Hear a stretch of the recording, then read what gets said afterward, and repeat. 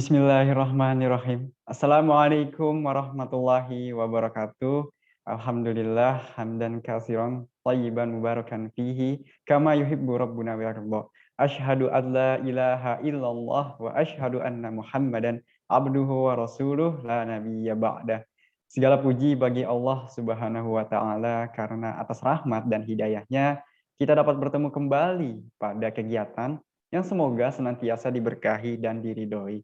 Salawat serta salam tercurah limpahkan kepada Nabi akhirul zaman Nabi Muhammad Sallallahu Alaihi Wasallam. Semoga keluarganya, sahabatnya, dan kita selaku umatnya yang mengikuti sunnah-sunnahnya semoga mendapatkan syafaatnya kelak. Amin ya rabbal alamin. Yang terhormat Ustadz Wijayanto selaku narasumber kita hari ini bertemu lagi pada program acara inisiatif Ramadan Event, di mana program ini adalah kumpulan dari materi dan tema-tema acara yang sangat menarik dan biasanya hadir di YouTube Inizia TV, namun sekarang kita hadir secara eksklusif melalui aplikasi Zoom. Jika sebelumnya sempat membahas mengenai berbagai topik yang hangat gitu dan juga menarik bagi sahabat Izi sekalian, seperti kesehatan, fashion, karir, dan insya Allah pada pertemuan hari ini kita akan membahas mengenai inisiatif Ramadan Event menjadi keluarga bervisi surga pasca Ramadan, didukung dan disponsori oleh Gerai Safa, Hijrah Bank, dan juga Hijrah Bareng. Sebelumnya, Irfan ingin menyapa terlebih dahulu bagi sahabat Izi yang menonton melalui room Zoom ini. Silahkan komen aja dan kita diskusi di kolom chat dari mana asalnya agar Irfan juga bisa menyapa yang mungkin saja ada yang dari luar kota atau bahkan luar negeri. Sahabat Izi, Ramadan menjadi waktu yang tepat untuk memperkuat kembali fondasi keimanan keluarga, serta memulihkan visi misi saat awal membangun rumah tangga. Penting untuk menghadirkan nilai-nilai keislaman dan visi akhirat dalam menjalani bahtera keluarga. Ramadan hadir sebagai momen dalam memperkuat serta memulihkan kembali semangat visi surga mengarungi rumah tangga. Yuk simak pembahasan lengkapnya pada inisiatif Ramadan Event menjadi keluarga bervisi surga pasca Ramadan. Sebelumnya Irfan ingin memperkenalkan dan menyapa terlebih dahulu narasumber kita hari ini yaitu Ustadz Wijayanto. Assalamualaikum Ustadz. Waalaikumsalam warahmatullahi wabarakatuh. Irfan, sehat selalu? Alhamdulillah Pak Ustadz. Pak Ustadz sendiri bagaimana Pak kabarnya? Alhamdulillah, pokoknya selalu afiyah, batal yakin. Orang beragama itu minta sehat. Karena orang kalau nggak sehat, nggak bisa menyempurnakan semua ibadah agama. Bagaimana orang bisa zakat kalau dia nggak bisa kerja karena sakit? Bagaimana orang bisa umroh haji dengan dilaksanakan kalau dia sakit? Maka doa yang diajarkan kita itu Allahumma inna nas'aluka salamatan fiddin wa afiatan fil jasad. Setelah kamu punya agama, minta sehat. Iya. Makanya teman-teman diisi, tolong jaga betul kesehatan, betul-betul kita mengusahakan kesehatan. Kesehatan itu diusahakan dengan jaga kebersihan, pola makan dan lain. Pokoknya selalu sehat semuanya deh, gitu ya. Amin ya Allah. Semoga sahabat Izi, Pak Ustadz, dan juga rekan-rekan sekalian bisa senantiasa diberikan kesehatan agar bisa Amin. lebih maksimal ibadahnya. Oke, sudah siap Pak Ustadz untuk sharing-sharing ke kita nih Insyaallah. berbagi ilmunya. Oke, tanpa memperpanjang waktu lagi, untuk waktunya saya persilahkan kepada Ustadz. Bismillahirrahmanirrahim. Assalamualaikum warahmatullahi wabarakatuh. Alhamdulillahirabbil alamin. Nahmaduhu wa nusolli wa nusallimu ala rasulihil karim. Asyhadu alla ilaha illallah wahdahu la syarikalah wa asyhadu anna Muhammadan abduhu wa rasuluh. Qala Nabi sallallahu alaihi wasallam man shoma ramadhana imanan wa ihtisaban ghufira lahu ma taqaddama min danbih. Wa qala Allah taala fil kitabil karim la tarkabunna tabaqan tabaq wa qala idzon ya ayyuhalladzina amanu qu anfusakum wa ahlikum naro. Shadaqal adzim wa sadaqal karim wa nahnu ala dzalika minasyaitin wasyakirin walhamdulillahirabbil alamin. Yang sangat saya hormati, saya banggakan, saya muliakan, saya doakan mudah-mudahan senantiasa Allah berikan kesehatan, keberkahan dan kemanfaatan hidupnya dunia sampai akhirat. Pertama Bapak Wildan Dawayana, hadir enggak, rawuh enggak Pak Wildan? Yang saya hormati Ustadz Dunal Kirom, Ustadz Muhammad Suharsono LC, yang saya hormati Bapak Muhammad Ardani, yang saya hormati teman-teman sahabat Izi semuanya. Saya tidak bisa sebut satu-satu, ada Pak Rizky di sini, ada Mbak Putri, Mbak Ayi, dan Mbak Nabila, Pak Rizky, Uni dan Neni semuanya, pokoknya semuanya yang hadir. Jamaah Zoomiyah, jamaah webinariah, jamaah virtualiah yang join. Mudah-mudahan Pak Rizky dan seluruh teman-teman semuanya senantiasa jaga kesehatannya, diberikan satu kemanfaatan dan keberkahan, dan betul-betul Ramadan ini menjadi Ramadan yang memberi kita makna untuk kehidupan kita menjadi lebih baik. Sahabat-sahabat isi yang saya muliakan, bulan ini adalah bulan yang sangat istimewa karena Sayyidu Suhur Syahrul Ramadan. Bulan yang paling utama, paling istimewa, paling mempesona adalah bulan Ramadan. Dan wasayyidul ayam yaumul jum'ah. Dan bulan hari yang paling utama adalah hari Jum'ah. Pertama, kenapa Ramadan itu menjadi bulan yang istimewa? Tentu terlalu banyak kalau mau saya terangkan. Keistimewaan Ramadan karena disinilah nanti ada turun maghfirah, turun keberkahan. Di sini ada Lailatul Qadar, di situ ada turun Al-Quran. Dan bulan yang satu-satunya disebut dalam Al-Quran hanya Ramadan. Bulan yang lain tidak ada kita temukan disebut dalam Al-Quran. Bulan di mana orang dibebaskan neraka, semua kebaikan dilipat gandakan, terlalu banyak yang kita sebutkan dari hati-hati sokeh. Dan tentu luar biasa bulan yang harus memberi makna kepada keluarga kita.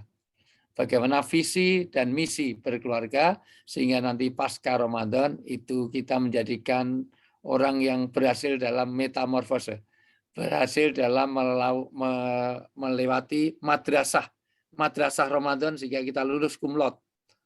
Ramadan ini adalah kampus, Ramadan adalah training center, Ramadan adalah madrasah. Madrasah apa? Madrasah pribadi, madrasah keluarga, madrasah masyarakat, madrasah terhadap negara ini. Artinya pemerintahan adalah madrasah. Karena harapannya ini adalah proses metamorfose. Kita tahu metamorfose itu ketika kita jadi anak kecil, jadi telur, telur tidak ada salah apapun, karena telur itu netral. Anak kecil tidak ada salah apapun. Tapi tidak cukup. Orang itu harus punya perkembangan, setelah itu dia akan jadi telur, menjadi larva, bahkan menjadi ulat. Ketika jadi ulat, maka disitulah orang sudah mulai pertanggungjawaban karena ulat menjijikkan. Ulat itu nanti akan makan daun-daun tanpa aturan, rakus, dia akan bikin gatal, tidak ada orang mengkoleksi. Maka dia harus meningkatkan diri menjadi kepompong. Inilah proses menuju Ramadan. Dan kepompong akan keluar jadi kupu-kupu. Siapa yang nggak suka kupu-kupu? Inilah keberhasilan Ramadan. Ramadan menjadi istimewa kalau satu, kita dapat maghfirah, mendapat ampunan. Tidak hanya diampuni, tapi dilupakan dosa kita.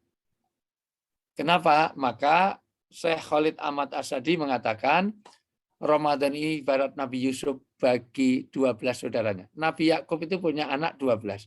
Tapi yang paling istimewa adalah Nabi Yusuf. Karena Nabi Yusuf punya outer dan inner beauty yang luar biasa. Orangnya handsome, orangnya good looking, gantengnya luar biasa, tapi juga punya perilaku yang baik. Satu, dia punya kesabaran untuk tidak berbuat maksiat. Sebagaimana Ramadan. Ramadan itu tidak ada artinya kalau ada kemaksiatan. Aku tidak mudah laparmu, aku tidak mudah hausmu kalau kamu tidak meninggalkan maksiat. Dan Nabi Yusuf contoh bagaimana dia as-sabru anil maksiyah. Dia tidak mau berbuat maksiat, padahal Yusuf seorang laki-laki mau diperdaya wanita kok nggak mau. Dalam kitab Jawabul Kahfi ada 14 paling tidak menurut Ibnul Qayyim al-Jauziyah hebatnya Yusuf itu. Laki-laki nggak mau dengan wanita padahal wanitanya cantik. Kalau wanitanya kayak di teman-teman sahabat isi mungkin nggak terlalu parah, ini juga nggak terlalu bening-bening. Apalagi saya nggak melihat wajahnya. Karena ini masukkan di panelis. Itu.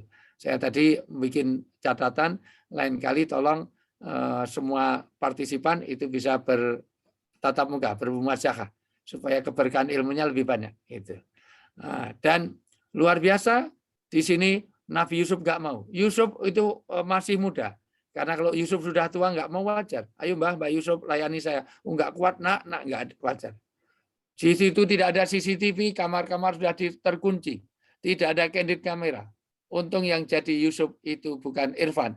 Kalau yang jadi Yusuf Irfan, Zulaikha udah amburadul malam itu. Dan hebatnya Yusuf itu memaafkan sekaligus melupakan. Inilah keberhasilan Ramadan. Kalau Allah memaafkan kita dan melupakan dosa-dosa kita. Ketika Yusuf dibuang di sungai, dibuang di sumur, maka semua orang mengatakan itu udah nggak ada harapan hidup. Tapi qadarullah, Allah melewatkan, Allah menggerakkan hati saudagar, seorang yang pedagang lewat, mau cari air, ternyata ada anak kecil. Anak kecilnya ternyata handsome, bukan ditolong, dimanfaatkan, dijual jadi budak di Mesir. Ini saya singkatnya saja ya, untuk menunjukkan Dr. Khalid Ahmad Asyadi, kenapa Dr. Khalid mengatakan Ramadan ini ibarat Yusuf bagi saudara yang lain. Istimewanya bukan hanya outer beauty, tapi inner beauty-nya luar biasa. Nabi Yusuf, mohon maaf, setelah jadi budak, ternyata kebaikannya tercium oleh istana. Orangnya cerdas, orangnya handsome, luar biasa, maka walaupun dia budak, ternyata dia ahli ekonomi. Dia tahu well plan bagaimana nanti yang akan terjadi. Bagaimana dia sudah memprediksi, bagaimana nanti ada kekeringan, nanti ada paceklik, ada gagal panen, segala macam, maka ketahuan istana diambillah orang istana. Dan ketika dia jadi orang penting di istana, orang ring 1, kalau di sini jadi Pak Luhut lah, jadi Pak Erick Thohir atau jadi Mahfud MD lah. Disitulah kehebatan Yusuf. Yusuf begitu jadi orang penting di istana, langsung memanggil semua saudara-saudaranya dan adiknya dan bapaknya. Padahal dia yang dijerumuskan, dia dibuang ke sungai, dibuang ke sumur. Dan ketika diundang open house, maka keluarganya didudukkan paling depan, dilayani yang terbaiknya, dan ketika itulah Nabi Yusuf tidak tahan melihat bapaknya. Bapaknya baru enak-enak menikmati hidangan, dipeluk oleh Yusuf, maka bapaknya takutnya luar biasa. Ada apa ini? Ini seorang yang orang penting di istana, tiba-tiba kok memeluk saya ini orang desa. Tuhan, kenapa engkau meluk aku? Sambil menangis, Nabi Yusuf mengatakan, aku anakmu. Loh, kok bisa? Anakku bukannya sudah mati, aku Yusuf. Dan ketika itu, saudaranya semuanya berpencar langsung menjauh dari Yusuf. Alamat saya dihukum mati, karena dulu yang buang aku ke sumur itu adalah kami semuanya. Apa kata Yusuf? Hei saudaraku, jangan menjauh dariku. Mendekatlah ke sini karena aku memaafkan dan melupakan semua dosamu. Semua kesalahanmu dimaafkan. Ini hebat. Terutama untuk tolong perhatikan Putri, tolong perhatikan Ayi, itu Nabila, tolong perhatikan. Karena wanita kadang-kadang mudah, Fitri kadang-kadang mudah memaafkan tapi sulit melupakan. Maka Irfan jangan suka menyakiti hati wanita. Satu, kalau Anda menyakiti hati wanita berarti Anda merendahkan derajat Anda. Tidak ada kehinaan yang lebih hina daripada laki-laki yang suka menghinakan wanita.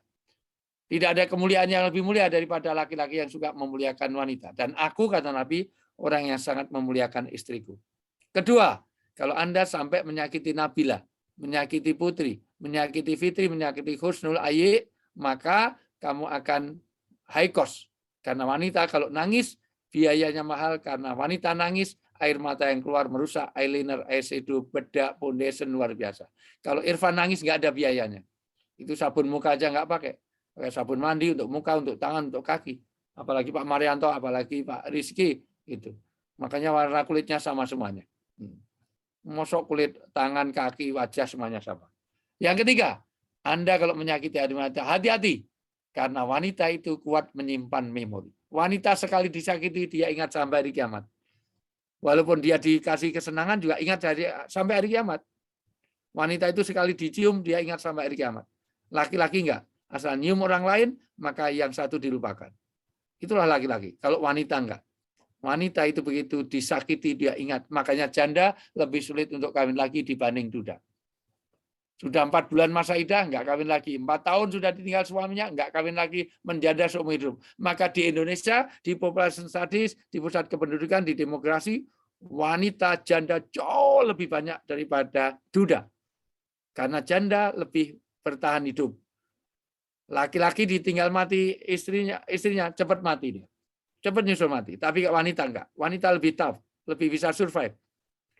Yang jauh lebih penting, wanita itu kuat menyimpan memori. Maka wanita itu ahli sejarah. Wanita itu sejarawati yang luar biasa. Nah, ini baru pertama kali minta. Pertama apa? Tahun 2011 gitu, 2016 gitu, 2017 gitu, pakai baju hijau di pojok. Dia ingat. Maka tolong Irfan, jangan pernah menyakiti wanita. Wanita itu kuat sekali, memorinya luar biasa. Itu. Ingat terus. Gitu. Kalau laki-laki enggak, ditinggal mati istrinya baru 4 hari ditinggal mati istrinya, bisa kawin lagi. Gitu. Mudah melupakan. Gitu. Sampai mertuanya bilang, kok tunggu sampai kuburannya kering. Langsung ke toko elektronik beli hair dryer. Buat apa? Biar cepat kering, dikipasi kuburan istrinya. Ada suami istrinya mati, nggak disolatkan, mah dilangkai. Kalau dilangkai, karena aku boleh kawin lagi, tapi syaratnya langkai dulu mayatku. Masa istrinya mati langsung dilangkai saja. Maka luar biasa, hari ini kita di bulan Ramadan, Ramadan ini tempat pengampunan dosa, sekaligus dilupakan oleh Allah. Kalau hanya diampuni masih tercatat di malaikat. Tapi kalau dia dilupakan, sudah tidak ada di catatan, bukan hanya dicoret, tapi di-delete. Sudah tidak ada recycle bin-nya. Sudah tidak ada bekasnya sama sekali. Dan inilah keberadaan Ramadan. Maka Ramadan harus jadi metamorfose. Metamorfose apa? Untuk menjadi kepompong, untuk jadi kupu-kupu. Maka kalau ini menjadi bagaimana keluarga berbisa surga pasca Ramadan, maka kita harus menjadi suasana di luar Ramadan harus seperti Ramadan ini. Maka jangan sampai teman-teman sahabat isi ini sampai kita menjadi Ramadaniun. Ramadaniun ini apa?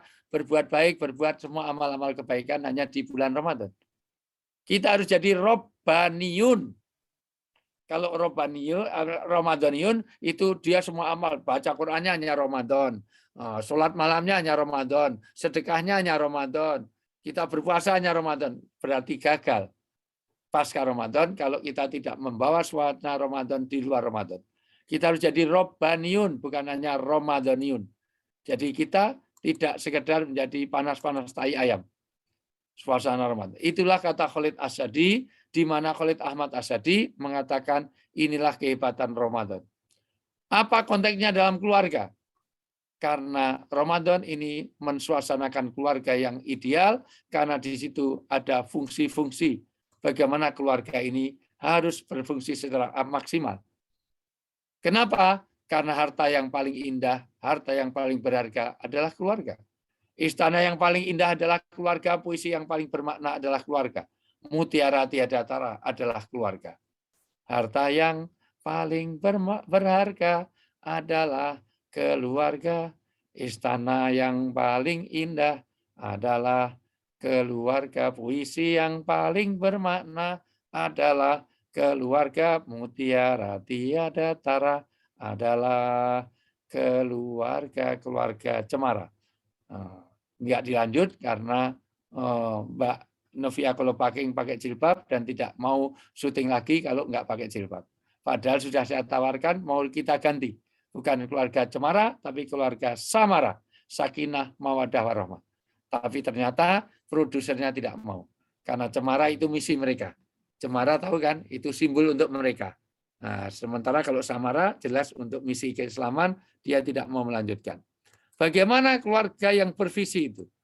Maka dimulai dari menjadikan rumah kita menjadi rumah di mana di situ rumah harus punya 8 fungsi. Saya langsung ke poin supaya nanti lebih banyak ke dialognya. 1, bagaimana suasana Ramadan dibawa ke luar Ramadan kalau rumah kita difungsikan sebagai fungsi musola. Nanti ada 8 fungsi rumah kita.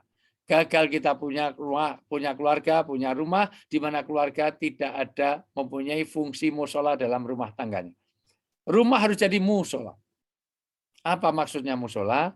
Rumah harus ada amalan-amalan ibadah. Bukan harus bangun musola, tetapi ada suasana agama di musola. Sekarang dibaca surat Al-Ankabut ayat 45. Tolong Mas Irfan, terjemahnya saya nggak apa-apa. Browsing sebentar. Lain kali kalau jadi host, itu tolong beli paketnya yang 30 giga, paket datanya. Jangan wifi-nya numpang kantor terus. Ya. Browsing sebentar, atau boleh Mbak Fitri, boleh Mas Rizky, siapa yang sudah ketemu duluan? Boleh, ini ada Eka, ada Pak Marianto, ada Soleha. Siapa yang ketemu duluan, boleh? Al-Ankabut 45. Ya. Boleh Pak Budi, boleh. Mas Budi, boleh. Mas Rizky, boleh. Siapa yang duluan ketemu? Sudah Pak, sudah ketemu. Ya, silakan, Irfan. Ayat 45 ya? Ya. Oke, bismillah. Utlu ma bacalah uhiya ilaika minal kitab. Ya, terjemahannya aja nggak apa-apa. bacalah kitab Al-Quran yang telah diwahyukan kepadamu Muhammad dan laksanakanlah sholat. Sesungguhnya sholat itu mencegah dari perbuatan keji dan munkar. Rumah harus punya jadi musola. Di situ ada bacaan Quran, ada sholat sunnahnya. Nawiru buyutakum bi tilawatil Quran. Maka kalau keluarga yang bervisi surga harus menjadikan rumah menjadi 5 kewajiban kita terhadap Al-Quran harus dilaksanakan. 1, membacanya. Sayangnya Ramadan ini banyak orang fokusnya hanya membaca. Kalau Anda hanya membaca khatam, itu hanya dapat hadiah tapi nggak dapat hidayah. Maka tidak hanya membaca, harus ditingkatkan memahami. Quran bukan sekedar dibaca. Sebab kalau hanya dibaca, hanya dapat pahala. Tapi tidak menjadi panduan hidup, tidak menjadi way of life. Maka harus dipahami. Setelah kita baca, kita pahami Al-Quran.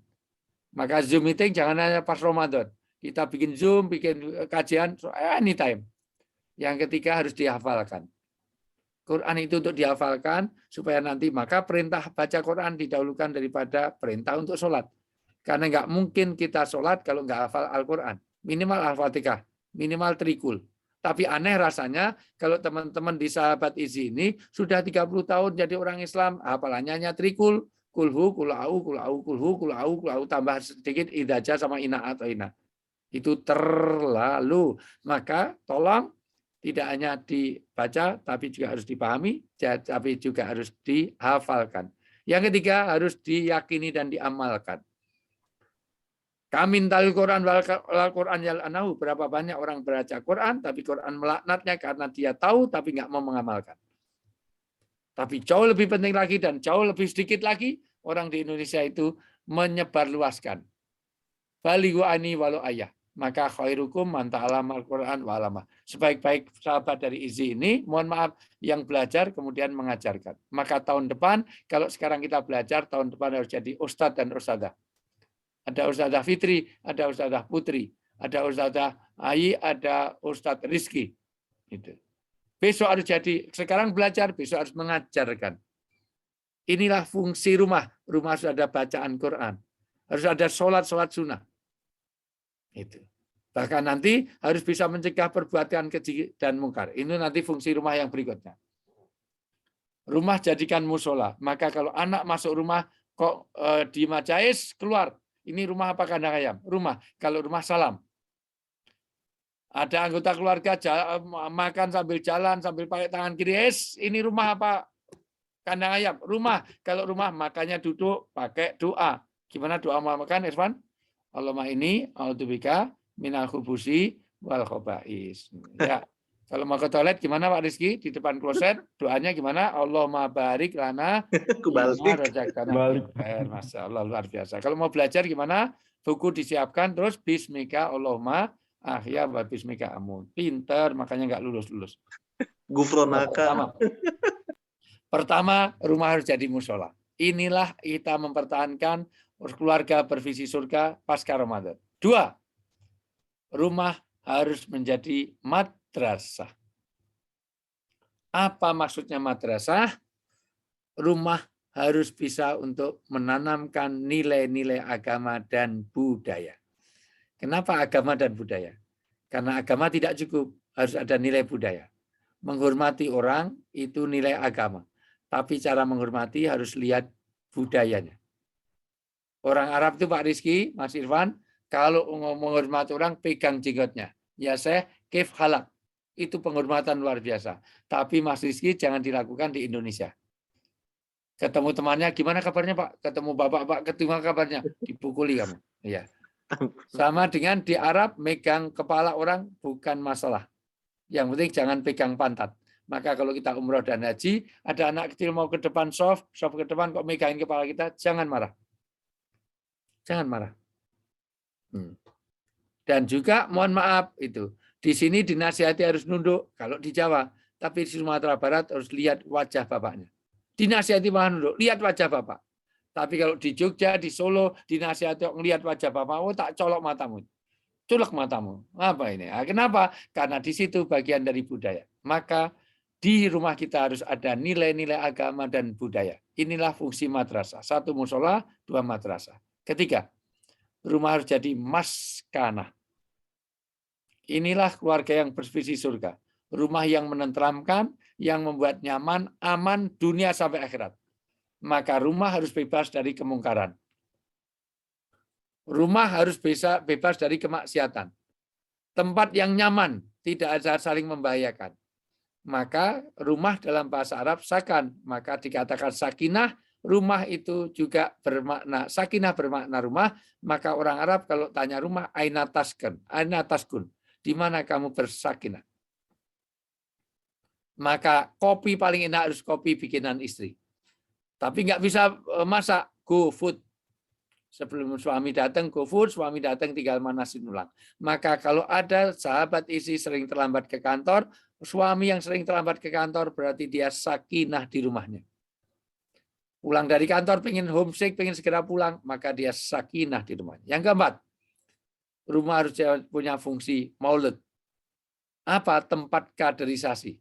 Tempat di mana nanti tumbuh kembangnya 3 rongga. 1 rongga perut, sandang, pangan, papan, kesehatan semua terjamin. 2 rongga kepala, yaitu keilmuan yang bermanfaat. Dan ketiga, rongga dada. Sekarang dibaca surat An-Nisa ayat 9. Rumah harus ada 4 kewajiban kita terhadap anak-anak kita. An-Nisa ayat 9.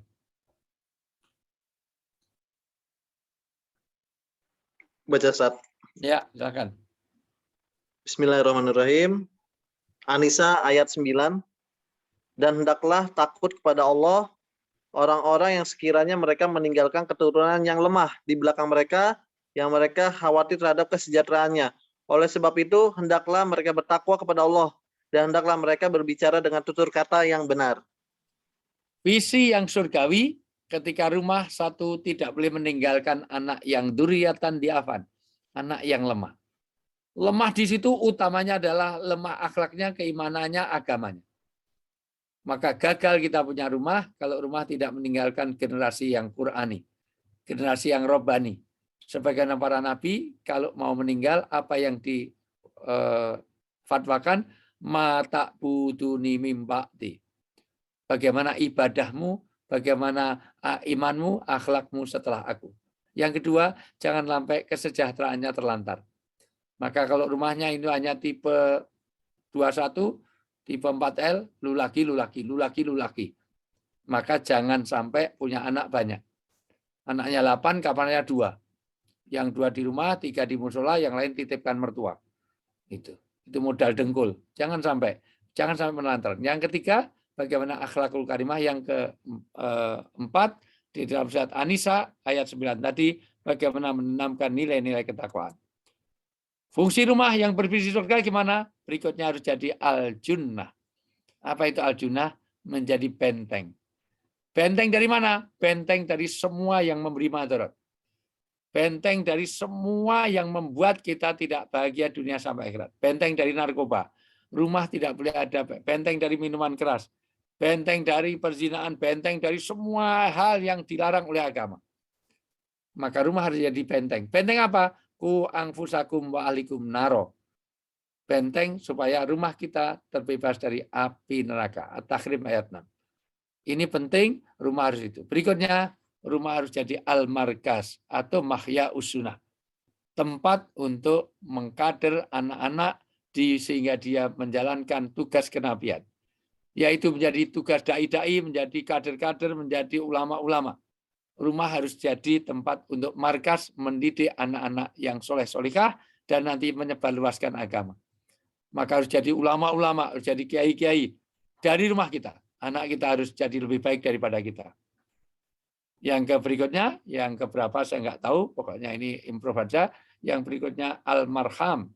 Rumah harus jadi tempat menumbuhkan kasih sayang. Maka hubungan akrab yang harmonis, suami istri harus dijaga. Dimulai dari handphone. Ciri suami istri yang beres kalau handphonenya bisa saling dipakai. Handphone suami harus bisa dipakai istri, handphone istri harus bisa dipakai suami. Kalau handphone suami di password, kemana aja dibawa. Kamar dibawa, tidur bawa, disentuh istrinya marah-marah. Nanti Fitri, mohon maaf, itu. Ayo, mohon maaf, Solihah, nanti lihat Putri, suami itu beres apa enggak, dilihat dari kontaknya. Kalau namanya Putri, kok ditulis Mama, Bebek, Yayang, Cinta, Hane, itu. Oke, tapi kalau namanya Putri, ditulisnya itu mulai Mama 1, Mama 2, Mama 3, apalagi namanya Putri ditulisnya Mabes Polri, Makobrimob, Bareskrim, sesekali ambil handphone suami, lihat nama Anda ditulis apa di situ. Apalagi kalau namanya Fitri ditulisnya Mak Lampir. Mak Lampir telepon, itu sudah mulai ancaman. Maka dari sisi inilah maka hubungan suami istri. Rumah harus jadi al-markas juga al-marham. Terakhir, rumah harus jadi al-maskur. Setelah Ramadan, rumah harus tempat untuk mensyukuri nikmat. Untuk apa? Jangan lupa rumah harus bisa mensejahterakan sekitarnya. Maka jangan lupa zakat, infak, sedekah. Pagarilah dengan mangkok. Aljar kobladar. Orang Islam itu kalau bangun rumah sebelum dia harus kenal tetangga dulu. Karena kalau kita kebakaran, yang nolong bukan orang lain, tetangga kita dulu. Maka rumah harus memberi rahmatan lil alamin. Jadi rumah harus jadi tempat al-maskur, mensyukuri semua nikmat, dan mensejahterakan orang-orang di sekitar rumah kita. Saya ulang, bagaimana rumah itu punya 8 fungsi. 1, rumah harus jadi musola. 2, harus jadi madrasah. 3, rumah harus jadi maulud dan juga jadi maskanah. Berikutnya rumah harus jadi al-junnah, tempat benteng dari semua yang menjerumuskan ke neraka. Rumah harus jadi al-markas, tempat di mana kita mencetak kader-kader robbani, kader-kader umat Islam yang bisa menyebarluaskan, kader dakwah. Rumah harus jadi al-marham, tempat hubungan yang nyaman, tenang, di mana kalau kita ada masalah di luar, begitu sampai rumah jadi adem. Anak dipukul temannya nangis, dia larinya harus ke rumah. Dengan ke rumah merasa dia aman. Super terakhir, rumah harus jadi al-maskur, tempat menumbuhkan rasa syukur kita. Alhamdulillah bisa punya keluarga, alhamdulillah punya rumah, dan juga membagikan nikmat yang di antara kita, supaya rumah kita diberkahi innamatun soruna, watur zakuna, watur hamuna, bid'afaikum. Berkah rezeki, kasih sayang Allah, pertolongan Allah ada pada rumah tangga kita kalau kita peduli pada orang yang tidak mampu di antara kita. Maka alhamdulillah ini ada IZI, lembaga untuk memberikan keberkahan kita. Pengantar saya itu, silakan saya kembalikan kalau ada yang lebih. Oke, baik. Syukron jazakallah khair Pak Ustadz. Ingin mengingatkan lagi nih untuk sahabat IZI sekalian, bagi yang ingin bertanya bisa langsung aja aktifkan fitur raise hand-nya, dan nanti akan kami buka akses untuk menyalakan fitur kamera dan juga suaranya. Dan tentunya jangan lupa raih kesempatan untuk memenangkan hadiah spesial dari Gerai Safa untuk 3 orang terpilih. Jadi jangan lupa ya, sahabat IZI sekalian. Ini udah ada beberapa pertanyaan yang masuk, Pak Ustadz. Mungkin saya izin untuk mereview dulu kali ya, Pak Ustadz. Tadi yang udah Pak Ustadz sampaikan. Oke, tadi Pak Ustadz Wijayanto sudah menyampaikan beberapa hal. Yang pertama adalah terkait suasana Ramadan ini harus selalu ada dan hadir bahkan di luar bulan Ramadan. Jadi suasananya harus tetap kita jaga. Yang kedua, kita harus jadi Rabbaniyun, bukan sekedar Ramadaniun. Dan yang selanjutnya ada 8 hal yang patut untuk kita tekankan gitu ketika berbicara tentang rumah gitu. Yang pertama, rumah harus sebagai musola atau sebagai tempat ibadah, menghidupkan rumah dengan ibadah, dengan Al-Quran dan aktivitas ibadah yang lainnya. Yang kedua, rumah harus menjadi tempat madrasah, yaitu menumbuhkan nilai-nilai agama dan juga internalisasi nilai-nilai keislaman. Yang ketiga, rumah harus menjadi maskanah, yaitu menjadi tempat yang menyenangkan, menyamankan, dan juga menenangkan. Yang keempat, rumah harus menjadi maulud, yaitu kaderisasi, terjaminnya tiga rongga gitu, yaitu adalah sandang, pangan, dan juga papan. Yang kelima adalah al-junnah, yaitu menjadi benteng dari segala macam mudorot yang terjadi, baik aktivitas kemaksiatan seperti narkoba, miras, perzinahan, dan semua hal yang menjuruskan kita ke dalam api neraka. Yang keenam adalah al-marham, yaitu menjadi tempat untuk saling menumbuhkan kasih sayang. Yang ketujuh adalah al-markas, yaitu menjadi tempat untuk mencetak kader generasi Rabbani, yaitu mengkader anak-anak sebagai pewaris kenabian. Dan yang terakhir adalah al-maskur, yaitu tempat mensyukuri segala nikmat. Baik, mungkin Aku izin untuk membacakan dulu ya pertanyaan yang ada di kolom chat. Bagi yang resen nanti setelah ini ya. Oke, dari saudari Nurul Wulan. Masya Allah, terima kasih atas ilmunya Ustadz. Afwan Ustadz izin bertanya, bagaimana caranya kita merealisasikan dan mentransfer energi semangat ini, yaitu energi keluarga yang bervisi surga, ke anggota keluarga kita, di mana sekarang posisi masih sebagai anak kakak dari adik-adik gitu. Jazakumullah khairan kasir Ustaz. Pertama, supaya tetap dalam semangat membuat suasana. Pastikan ada suasana agama dimanapun kita tempat, terutama di keluarga. Minimal baina isyain. Antara maghrib dan isya, jangan ada TV hidup. TV matiin. Udah. Dulu profesor saya di Inggris, kalau menyebut TV itu stupid box. Kotak pembodoh. Nah, makanya orang itu, mohon maaf, matikan handphone kalau perlu. Paling tidak, jangan kita aktif untuk main handphone. Kalau ditelepon, baru boleh kita angkat. Jadi antara maghrib dan isya, suasana agama. Dimanapun ada suasana agama. Syukur baca Quran, syukur ibadah, antara maghrib dan isya saja. Masa itu semuanya. Paling tidak, syukur setiap ini. Di rumah harus tersedia mukena, tersedia sajadah, tersedia itu. Suasana agama. Masuk mobil, suasana agama. Yang di setel murotal. Di situ ada mukena. Masuk mobil mewah-mewah nggak bahas sajadah, nggak bawa mukena. Asal sholat bingung karena nggak bawa mukena. Bawa sarung kalau apa celana pendek. Jangan sampai nanti ke musola pakai bawaan mukena. Saya sama Hakim pernah di Pondok Indah Mall situ, itu sampai difoto sama Hakim. Kenapa? Karena ada seorang pemuda bagus sholat di basement. Tapi karena dia pakai celana pendek, pakai bawaan mukena, pakai kembang-kembang itu. Itu. Masya Allah, berarti dia tidak mensuasanakan agama. Yang kedua, perlu bitonah teman-teman dekat. Amal agama kalau sendirian nggak bisa, maka bareng-bareng. Bareng-bareng. Puasa itu jadi ringan karena yang puasa banyak. Kalau kita puasanya sendirian di rumah sangat berat. Baca Quran bareng-bareng. Suasana, kedua bitonah teman dekat. Ketiga perlu ilmu. Ikut kajian terus. Ya, supaya tetap semangat. Itu. Karena dengan ilmu orang ada semangatnya. Itu. Orang mau nggak mau makan makanan kotor karena dia punya ilmu kesehatan. Tapi orang gila nggak punya ilmu asal makan aja. Nggak pernah cuci tangan, nggak pernah pakai masker. Jarang orang gila pakai masker. Karena dia tidak tahu ilmunya. Maka yang berikutnya ada guru. Utamanya Bapak harus jadi guru di rumah tangga. Itu. Baik untuk dirinya, baik untuk orang lain. Itu. Artinya dengan Bapak itu bisa mengajarkan agama, paham agama, maka baik untuk dirinya dan baik untuk anggota keluarganya. Yang berikutnya selalu doa. Supaya kita semangat selalu berdoa.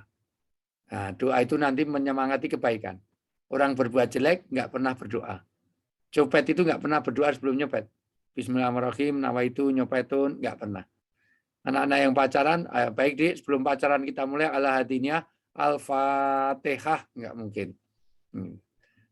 Ya, jadi orang mau tawuran, sholat 2 rakaat. Ya Allah, berilah kemenangan dalam tawuran nanti. Mumpung habis sahur nanti, matikan 6 orang dari kampung sebelah. Ya Allah, nggak pernah. Ternyata doa itu punya pengaruh yang luar biasa. Wallahualam bishawab. Baik, syukran Pak Ustadz. Semoga bisa menjawab ya bagi yang bertanya. Sebelum kita lanjut ke pertanyaan yang ada di fitur kolom chat ya, mungkin kita langsung aja nih yang udah raise hand. Mbak Ai mungkin ada yang ingin ditanyakan, Mbak? Ya, bismillahirrahmanirrahim. Assalamualaikum warahmatullahi wabarakatuh. Waalaikumsalam, Mbak Ai. Pak Ustadz, insya Allah saya mau izin bertanya. Silakan. Pertanyaannya hampir sama dengan yang barusan. Namun perbedaannya ketika di rumah itu dihadirkan suasana musola, apakah diperbolehkan ketika seorang suami yang sudah menjadi ayah itu sholatnya di rumah? Nah, ada boleh atau tidak? Terus kalau misalnya boleh, di waktu kapan ketika itu bisa dihadirkan berjamaah di rumah? Seperti itu, Ustaz. Sebaik-baik sholat suami adalah di rumahnya kecuali sholat wajib. Jadi selain sholat wajib, silahkan lebih baik di rumah. Sholat sunnah bagi laki-laki di rumah. Kecuali sholat wajib. Yang boleh di rumah sholat wajib itu adalah wanita. Maka kalau laki-laki nggak pernah ke masjid, berarti dia laki-laki yang sholihah. Nanti sholatnya suruh pakai mukena, suruh pakai lipstik. Bagaimana caranya kalau dua-duanya? Kalau praktek sahabat, sholat dulu di masjid, pulang, terus ngimami istrinya dan anak-anak perempuannya. Itu kalau mau ideal. Jadi sholatnya 2 kali. Sholat jamaah di masjid, pulang, terus ngimami keluarganya. Bahkan kalau Imam Mu'adz bin Jabal, itu karena rumahnya jauh, dia bisa berkendaraan, sholatnya di masjid, pulangnya ngimami kaumnya sana. Ngimami pada di desanya sana. Oke. Nah, itu idealnya. Apa boleh di rumah? Boleh, tapi sebaiknya di masjid untuk laki-laki. Ya, gitu. Untuk sholat wajibnya. Tapi kalau sholat sunnahnya di rumah itu lebih baik. Ya. Rumah biar dapat haknya. Begitu Mbak Ayi? Itu. Jazakallah khair, Ustaz. Baik. Baik. Oke. Kita lanjut ya ke pertanyaan yang udah hadir nih di kolom chat kita. Sebelumnya ingin mengingatkan lagi bagi sahabat ISI sekalian, bagi yang ingin bertanya bisa langsung aja menyalakan fitur raise hand-nya dan juga bisa langsung melalui kolom Q&A ataupun kolom chat. Dan tentunya raih kesempatan untuk memenangkan hadiah menarik untuk 3 orang pemenang dari Gerai Safa. Pertanyaan selanjutnya, bagaimana cara menyelesaikan problem permasalahan yang terjadi dalam rumah tangga sesuai ajaran Islam? Dari Mas Brian Saputra. Pertama, berhakam. Berhakam itu artinya dia datang kepada orang yang ahlu hal wa akad, ahli agama. Tidak boleh masalah keluarga diangkat di dalam 5 kondisi. 1, di medsos. 2, di tempat umum. Di medsos tidak boleh jadi curhat, dasar suami pelit untuk status. Status di medsos itu nggak boleh. Jangan di depan umum. Ketiga, jangan datangi orang yang sedang punya masalah. Misalnya orang habis kematian, habis kebakaran, jangan. Berikutnya, tidak boleh mendatangi mencari solusi kepada orang yang nggak tahu agama. Maka berikutnya harus tahu ilmu agama dan permasalahannya. Masalahnya apa? Kalau kesehatan ya ke dokter, kalau kejiwaan ke psikologis, tetapi dia yang tahu agama. Itu semuanya. Nah, kalau itu sudah dilakukan belum memungkinkan, maka musyawarah keluarga dengan cara apa? Menghadirkan keluarga suami dan keluarga istri bertemu. Jadi suami istri bertemu dengan masing-masing keluarganya untuk memusyawarahkan. Jangan pakai pengacara. Karena kalau pakai pengacara ujung-ujungnya cerai. Karena pengacara itu ingin menangkan kliennya dan mengalahkan musuhnya. Suami istri sama-sama bawa pengacara. Boleh pakai pengacara kalau itu masalah perdata. Kalau hanya masalah harta silakan. Tapi kalau masalah dalam hubungan suami istri jangan pakai pengacara. Nah, itu harusnya orang yang menjadi mediator. Ulama, kiai, ustadz yang mumpuni. Yang kedua juga kalau bisa berhakam dengan menghadirkan 2 keluarga. Itu cara Islam. Begitu dalam surat An-Nisa, kalau Anda bermasalah, maka hadirkan wali dari kedua belah pihak untuk memusyawarahkan. Jangan juga ditangani antara suami istri yang terjadi pertengkaran nanti. Karena masing-masing ingin menang. Wallahualam bishawab. Itu ya.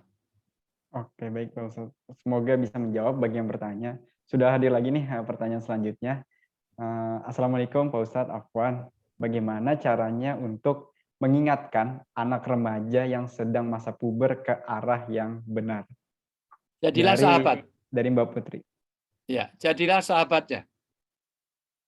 Biarkan dia curhat dan biarkan carikan waktu, carikan tempat, carikan ruang untuk curhat. Kadang-kadang bukan anak nggak mau curhat ke orang tua, tapi orang tua tidak membuka diri. Caranya gimana? Diajak kebersamaan. Pergi bareng, sholat bareng, kita baca Quran bareng, tahajud bareng, piknik bareng, makan bareng, itu nanti akan ada. Semua ada kebersamaan. Kalau itu usahanya remaja. Karena usaha remaja, itu kita harus bersahabat. Kalau anak masih 7 tahun, perlakuan dia jadi raja. Raja diberikan yang terbaik, luar biasa. Raja nggak mungkin kasih buah mau busuk. Pasti yang terbaik. Apapun yang terbaik.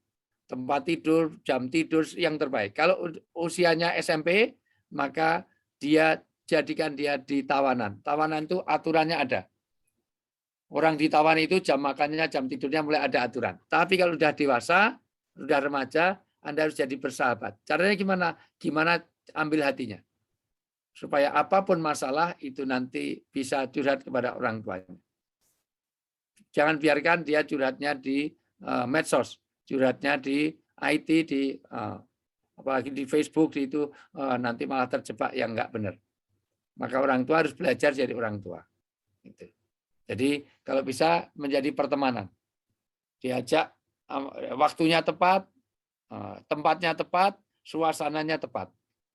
Gitu. Insya Allah saling keterbukaan, saling saya curhat itu akan bisa kita menjadi solusi yang terbaik.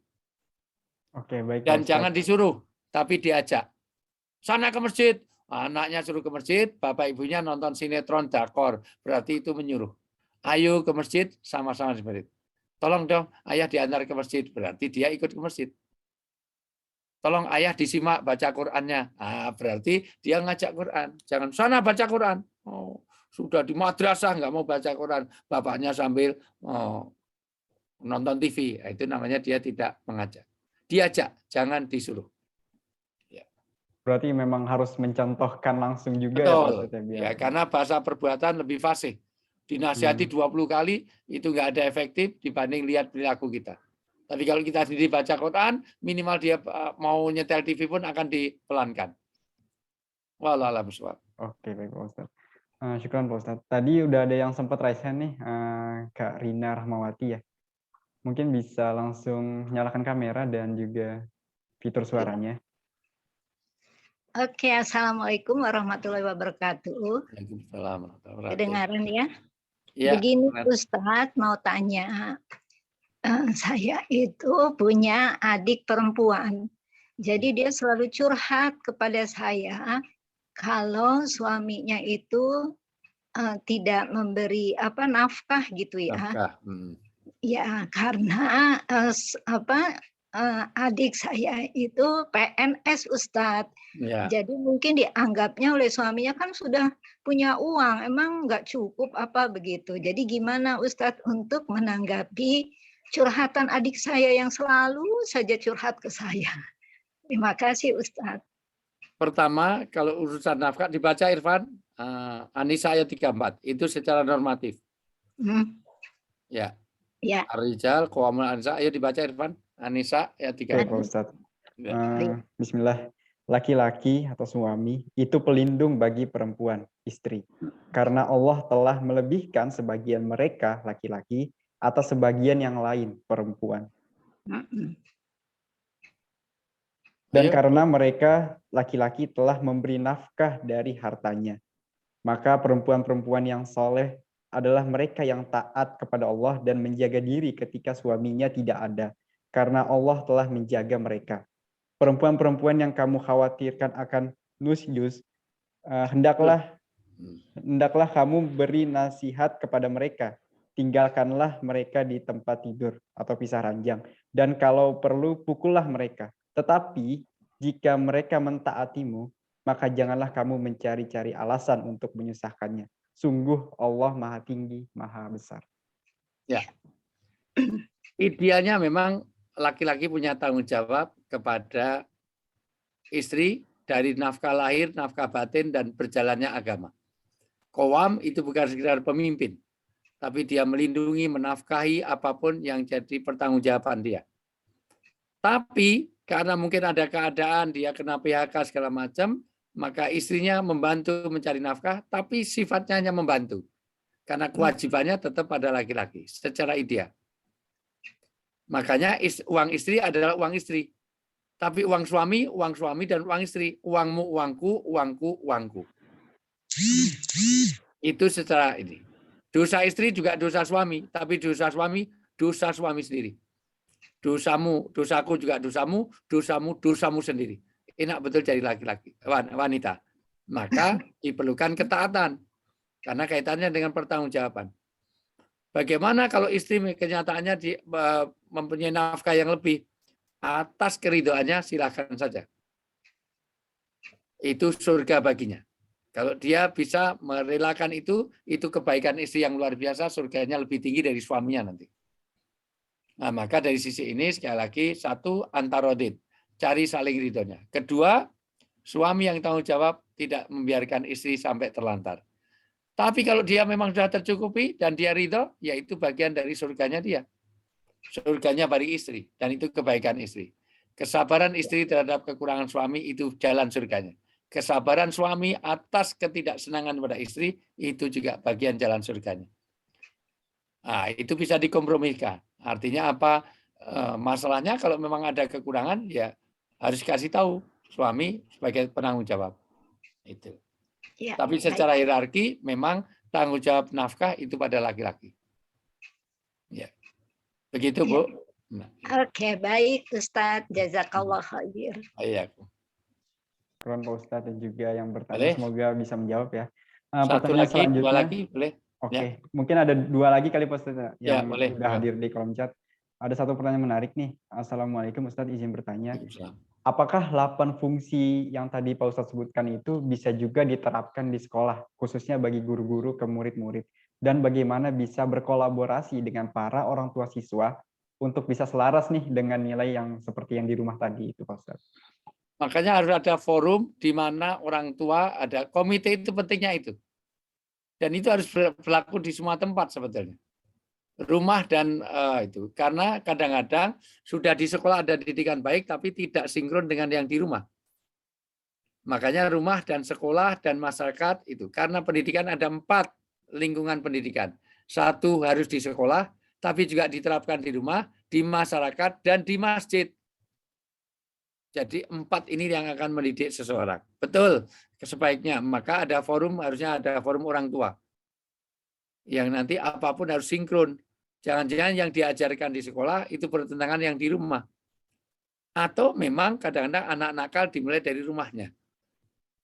Dan rata-rata rumah-rumahnya orang Islam itu banyak masalah dan kadang-kadang tidak terselesaikan karena apa? Tidak perhatian. Hampir semua anak-anak yang tawuran yang ditangkap, ternyata orang tuanya nggak ngerti kalau orang tuanya, anaknya selalu di sekolah itu. Kemarin ada 53 siswa. Dari 3 sekolahan, ada 53 siswa, itu terdapat ada senjata tajam di tas sekolahnya. Masuk sekolah bawa celurit, bawa gear, bawa rantai. Untuk apa? Praktikum apa yang pakai celurit? Dan ketika orang tuanya dipanggil, tidak ada yang tahu bahwa bertahun-tahun anaknya sekolahnya bawa celurit. Buat apa? Nah, ini mulai dari rumah. Makanya itu jadi pertanggungjawaban. Jadi orang tua zaman sekarang jauh lebih susah daripada orang tua zaman dulu. Maka kapan-kapan kita bicara menjadi parenting. Bagaimana menjadi orang tua yang baik. Gitu. Oke, baik Pak Ustadz. Pak Ustadz izin 2 pertanyaan kali ya, tapi ini pertanyaan cukup nggak panjang sih Pak Ustadz. Iya, silakan. Oke, pertanyaan pertama, bagaimana keharusan seorang anak ketika orang tuanya itu suka curhat dan curhatnya tentang kejelekan keluarga lain? Itu bukan curhat namanya. Itu ghibah. Ya dicegah. Ya, kejelekan orang lain tidak boleh dicurhatkan. Itu namanya menggibah. Itu. Ghibah itu bahaya. Itu nanti betapa orang ghibah itu diberatkan makan bangkai saudaranya. Kecuali untuk mencari penyelesaian. Misalnya dia suka mencuri, dia suka apa, itu dicurhatkan. Barang saya hilang sering dicuri dia. Untuk meresolusi, itu pun di tempat yang tepat. Misalnya kepada Satpol PP, kepada security, karena kaitannya dengan pencurian. Itu barang saya itu kok selalu saya tinggal pergi, selalu hilang tuh. Ternyata saya lihat di tetangga saya. Nah, itu boleh mencurhat itu. Itu untuk menjadi penyelesaian. Tapi kalau tidak untuk penyelesaian, itu ghibah. Itu kayak makan bangkai saudaranya. Makan jenazah, harusnya jijik. Maka dicegah. Kalau anaknya tahu orang tuanya suka gitu, dicegah. Jangan mah, itu bukan urusan kita. Jangan ngurusin orang lain. Karena tidak semua orang pengen kurus. Ya. Jangan ngurusin orang lain karena tidak semua orang itu pengen kurus gitu ya. Oke, baik. Satu lagi. Ya. Terakhir Pak Ustadz, nanti sekalian closing statement dari Pak Ustadz. Yang terakhir, izin bertanya untuk suami, apakah harus mendahulukan istri atau ibu dia Pak Ustadz? Tergantung prioritasnya. Dibikin skala prioritas. Tidak harus, itu harus dikotomis. Tergantung kepentingannya. Kalau ibunya perlu ke rumah sakit, sementara istrinya pengen ke mall, kira-kira saya tanya Irfan, ya, kalau Pak, ada ibu harus ke rumah sakit, sementara istrinya itu pengen diantar ke mall, mana yang didahulukan? Ibu, Pak. Kalau sebaliknya, istrinya mau melahirkan, ibunya minta dibelikan snack gitu. Kira-kira yang didahulukan istrinya yang mau melahirkan apa ibu yang minta dibelikan snack? Istri, Pak, karena Ya. kayaknya perlu untuk didampingi oleh suaminya, Pak Nah, Ustadz. itu namanya skala prioritas. Jadi jangan dikotomis. Gitu. Tapi kalau sama-sama untuk beli snack, ibu pengen belikan snack, istri belikan snack, ya didahulukan ibunya dulu yang diberikan. Belinya bareng, tapi yang dikasih ibunya dulu. Ya. Oke, baik Pak Ustadz. Gitu. Ya. Terakhir bisa langsung mungkin ada sedikit closing statement dari Pak Ustadz. Dipersilakan, Pak.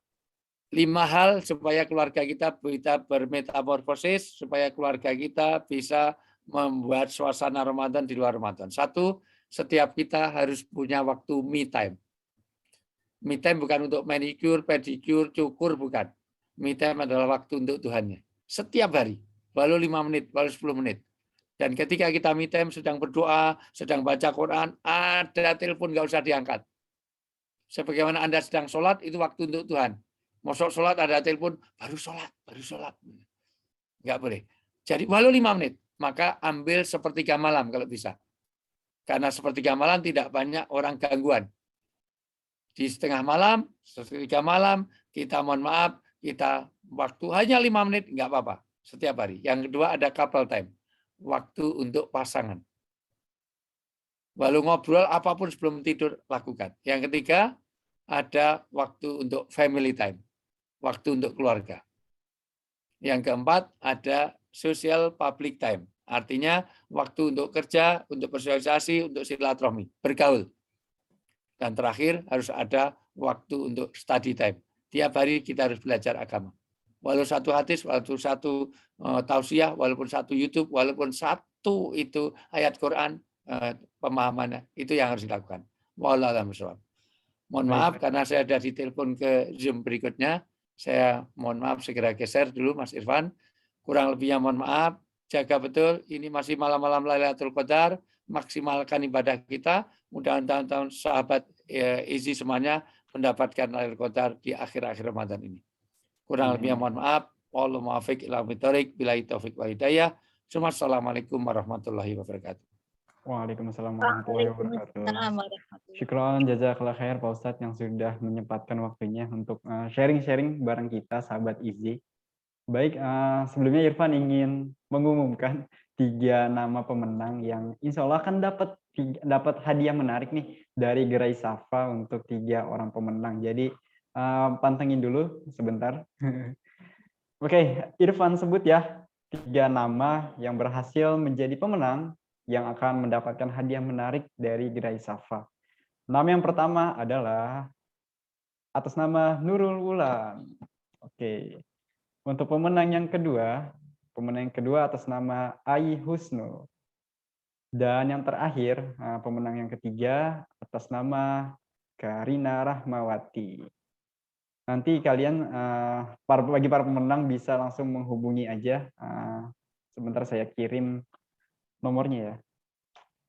Oke, sudah ada di kolom chat.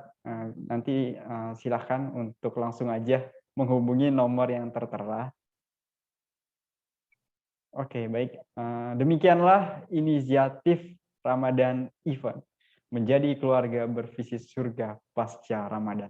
Sekali lagi terima kasih kepada pembicara Ustadz Wijayanto atas kesediaan waktunya dan kesempatannya kepada kami untuk terus mendapatkan ilmu melalui acara ini.